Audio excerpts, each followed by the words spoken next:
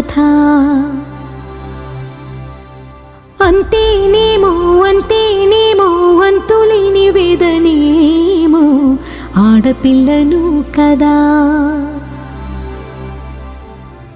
మళ్ళీ తిరిగి అడుగేసేది వచ్చిపోయే చుట్టూలానే.